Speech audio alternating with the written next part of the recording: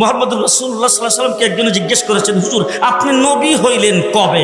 রাসূল বলেছেন, কুনতু নাবিয়্যান ওয়াল আদামু বাইনাল মা'i ওয়াত তিন। আমি তখনও নবী ছিলাম যখন আদম আলাইহিস সালাম পানি আর মাটিতে মিশ্রিত অবস্থায় ছিল। জিবরাইল আমিন এসে একদিন রাসূলকে জিজ্ঞেস করতেছেন, হুজুর আপনার বয়স কত? রাসূলুল্লাহ সাল্লাল্লাহু আলাইহি ওয়াসাল্লাম জিবরাইলকে জিজ্ঞেস করতেছে, জিবরাইল আমার বয়স পরে বলবো, আগে বলো তোমার বয়স কত? আগে বলো তোমার বয়স কত? জিবরাইল আমিন, হুজুর আমার ডেট অফ বার্থ জানা নাই। বুঝেন নাই? ডেট অফ বার্থ আমার জানা নাই, তবে একটা ঘটনা যদি আপনার কাছে বলি, এটা দিয়ে হিসাব করে আপনি আমার বয়স কত এটা বের করতে পারবেন। আপনারা কাহিল হয়ে গেছেন, কথা শুনতেছেন?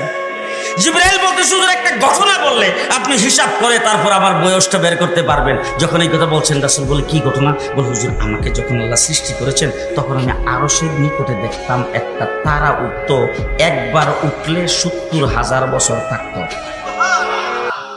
কয় বছর? ৭০,০০০ বছর। এরপরে যখন অস্ত যাইতো ৭০,০০০ বছর পর্যন্ত চলে যেত, আবার যখন উঠতো ৭০,০০০ বছর থাকতো। একবার উঠলে ৭০,০০০, অস্ত গেলে ৭০,০০০। এইভাবে তারাটা উঠতে আর অস্ত যাইতে আমি ৭২,০০০ বার দেখছি।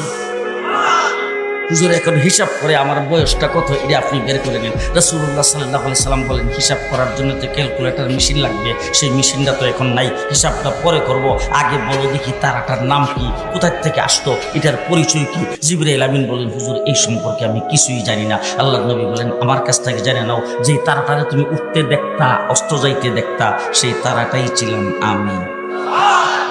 এখন তুমি হিসাব করে বের করো আমার বয়স কত। রাসূল বলছেন, আব্বালু মা খালাকাল্লাহু নূরি। আর এক রাওয়ায়াতে বলছেন, আব্বালু মা খালাকাল্লাহু রূহি। আল্লাহ পাক সর্বপ্রথম আমার নূরকে তৈরি করেছেন।